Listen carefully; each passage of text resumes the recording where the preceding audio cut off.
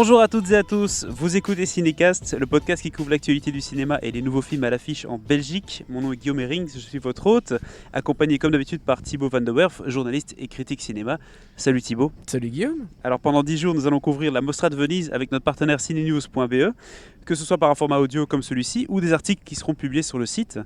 Nous vous parlerons des films en compétition sans manquer de vous transmettre l'ambiance du festival à coups de petites anecdotes, de ragots, de blagues toujours très bien senties, hein, Thibaut. Oh bah écoute, pour l'instant il fait beau, il fait chaud, on sue un peu, Oui. on boit quelques spritz, hein. Je n'en suis jamais qu'au 3e depuis hier, ça va. On reste professionnel. Et on voit tout autant de films presque. Et on parle de films tout à fait. Alors abonnez-vous sur iTunes, Spotify, Deezer ou Google Podcast. Bah, hein, pas pour... où Et tout, la totale. faites-vous les gars. plaisir, faites-vous plaisir. Pour nous suivre pendant toute la durée du festival et même après, puisque Cinécast revient le 11 septembre avec une saison 3. Déjà.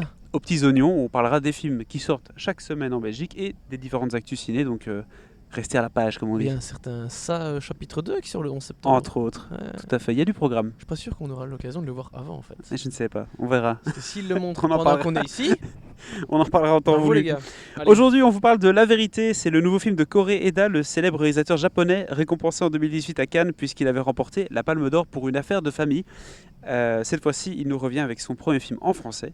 Hein, excusez du peu. Ouais, même son premier film dans une langue Dans autre une que langue le étrangère, Mais pour lui en tout cas. Tout à fait. Avec un casting international puisqu'on y retrouve Catherine Deneuve, Ethan Hawke ou Juliette Binoche, entre autres. Donc un beau trio d'acteurs, un beau casting. Alors dans La Vérité, il est question de retrouvailles d'une famille d'artistes où la mère Fabienne, qui est interprétée par Catherine Deneuve, est une star, on peut le dire. Hein, Bonjour Fabienne. Bonjour Fabienne. Une icône vraiment de la... culture française, un peu à l'image de certaines grandes gloires, on peut le dire, notamment Catherine Deneuve dans la vraie vie d'ailleurs. Et c'est assez intéressant puisque sa famille d'artistes se rend à Paris, dans la maison familiale, pour célébrer la sortie des mémoires de Fabienne. Et il y a notamment sa fille, Juliette Binoche, qui est scénariste aux États-Unis et qui a épousé un acteur américain de série télé qui s'appelle pas Incarné par Ethan Hawke, tout à fait. Et donc forcément, ces retrouvailles de famille, c'est un peu un petit règlement de compte et les échanges de vérité, n'est-ce pas? C'est un peu le principe du film. C'est exactement ça. On a vu le film du coup ici à Venise. Qu'est-ce que tu en as pensé, Thibaut? Alors, il faut savoir que Hirokazu Koreeda est probablement un de mes réalisateurs préférés. En tout cas, dans le cinéma asiatique, c'est clairement un de ceux que je préfère. Il est dans le circuit depuis un moment, hein, depuis le milieu des années 90, et il s'est surtout fait connaître avec 2 films qui s'appellent Nobody Knows et puis Still Waiting. Et puis il est revenu vraiment sur le devant de la scène en 2013 avec Tel Père Tel Fils, qui est probablement son film que je préfère. Et l'an dernier, voilà, Palme d'Or avec Une affaire de famille. Et j'ai eu l'occasion de le rencontrer en 2015 pour la sortie de Notre Petite Sœur, donc le film qui suivait Tel Père Tel Fils. Et à ce moment-là, je me souviens qu'on avait parlé justement du fait que, est-ce qu'il allait un jour réaliser un film dans une langue étrangère. Et l'envie était là, mais il n'était pas certain d'en être capable parce que déjà l'anglais, il ne le parle pas vraiment. D'ailleurs, sur le film, si je ne me trompe pas, il y avait des gens qui traduisaient, il y avait toute une équipe d'interprètes, quoi. Hein. Bah oui, donc c'est toujours compliqué de réaliser un film dans une langue que tu ne parles pas. Il n'est pas le premier à l'avoir fait, mais enfin voilà, ça reste une expérience compliquée. Et donc voilà, il a quand même franchi le pas, et voilà qu'il arrive avec La Vérité, un film d'ouverture de cette 76e Mostra de Venise, ce qui est quand même assez incroyable. Alors le film, voilà, comme je disais, j'adore Koreeda, j'adore son cinéma.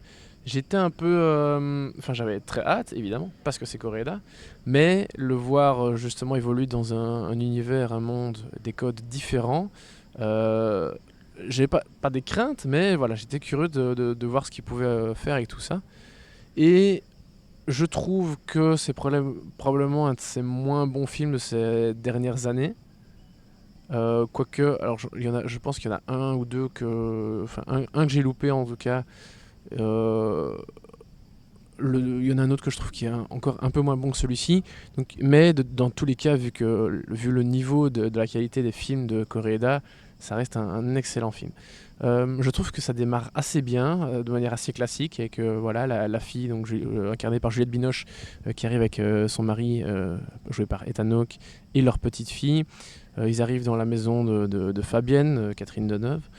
Et, les retrouvailles sont un peu mi-froides, mi-enjouées parce que voilà, Mi figue, mi raisin, si on il y a peut. une relation un peu amour-haine entre cette mère et cette fille. Bah, disons qu'elle a un caractère très trempé, elle sait ce qu'elle veut, hein, Fabienne. Ah oui, complètement, complètement. Elle ne se fait pas que des amis. Bah non, d'ailleurs le film commence avec une interview assez drôle d'un journaliste joué par notre star national, j'exagère un peu, Laurent Capelluto, qui joue un journaliste vraiment pas très à l'aise du tout face à cette icône du cinéma, qui est donc Fabienne, pas Catherine Deneuve. Et quand sa fille débarque, clairement, c'est limite si elle l'avait vue la veille, quoi, ou c'était pareil, quoi. 10 ans fait. ou 2 jours, ça changeait rien, On sent qu'il y mais a pas dans un vécu, bon sens. Oui, c'est ça, on sent qu'il y a un vécu, qu'il y a des non-dits entre eux, enfin entre elles dans ce cas-ci. Et c'est clair qu'il y a des échanges qui se font de manière. Des échanges incisifs, si je puis dire, hein, entre Clairement. les deux personnes Très à clairement. table avec les maris, enfin le mari en question qui est Hanoch dans celui-ci a un rôle en retrait clairement. Oui. Il joue un peu l'invité, la troisième roue, mais c'est toujours intéressant de voir un peu l'outsider qui arrive dans une situation familiale un peu tendue. Il comprend pas très bien ce qui lui arrive, genre, dans tous les sens du terme, puisque le film se passe en français et Oui. il ne joue pas, il comprend parfois vraiment rien. C'est ça. Ah bah pour Etano, ça devait être très drôle parce qu'il parle pas la langue du réalisateur, il parle pas la langue des acteurs, il parle pas la langue de l'équipe. Donc le gars, il devait être un peu tout seul. Bon après, Juliette Binoche, elle parle parfaitement l'anglais. Catherine Deneuve doit Oui. bien se débrouiller et je pense que le technicien cinéma français parle bien l'anglais. Mais du coup, c'est assez particulier. Mais je trouve que le film démarre bien. L'histoire est posée assez rapidement, c'est assez clair. On voit clairement où se situent un peu les problèmes. Et puis, voilà, il faut que ça évolue. Et je trouve que le milieu du film patauge un petit peu, c'est un peu plus laborieux, avant de débouler sur une fin qui monte en puissance. Comme toujours chez Koreeda, c'est vraiment un classique de son cinéma. C'est qu'il y a une montée, vraiment une montée finale qui est assez géniale. Mais attention, qu'on précise bien, on pourrait penser par exemple à des montées, tu sais, des films familiaux comme Festen où ça part vraiment en vrille avec une montée presque extrême. Ici, on Ouais. n'est pas dans ce cas-ci. Non, non. On est vraiment dans une montée émotionnelle comme fait très bien Koreeda, hein, toujours des histoires de famille, des histoires de vécu qui remontent discrètement mais subtilement et puis qui à un moment donné frappent. C'est un peu ça qui se passe et voilà, c'est clairement un film qui se regarde, qui se déguste un petit peu, qui se... Oui, oui. Ah bah parce que les amateurs de Koreeda vont adorer. La famille, ça reste son sujet principal. Et ici, voilà, le titre c'est La Vérité, mais il n'est pas question d'une vérité, mais de plusieurs, parce qu'il y a plusieurs non-dits, il y a plusieurs mensonges, plusieurs choses cachées. Et c'est ça que Koreeda va faire découvrir à ses spectateurs. Alors juste avant de donner une note, si tu devais un peu donner une dernière impression sur ce film, la petite, en une phrase, ce que tu en as retenu. Ben, un bon passage, j'allais dire au français en tout cas, bon passage de la barrière de la langue. On retrouve vraiment quelque chose propre à Koreeda, que ce soit dans la thématique bien sûr, mais aussi au niveau de sa mise en scène, de l'utilisation de la musique, du montage. Vraiment ceux qui connaissent bien le cinéaste vont le retrouver, malgré ce côté un peu particulier vu que c'est en français et que t'as pas l'impression d'être devant un film japonais. C'est ça. Et peut-être un peu moins de prise de risque aussi de sa part, vu qu'il, pour lui c'était déjà un gros style de faire ça. Enfin, c'est déjà un risque de faire ça, donc par rapport à une affaire de famille, Ben justement, le fait de faire un film dans une autre langue, je trouve que c'est un très gros risque. Mais il est tellement talentueux qu'il pourrait diriger n'importe qui de toute façon. Et si on devait lui donner une note à ce film, c'est un peu tôt, hein, mais... Oui, bon, ça fait quand même quelques heures qu'on est sorti de la projo maintenant, mais à chaud, un bon 3 étoiles. Un bon 3 étoiles pour de toute façon. La Vérité. Voilà, potentiellement plus, mais 3 en tout cas. C'était notre avis à chaud sur donc La Vérité de Koreeda.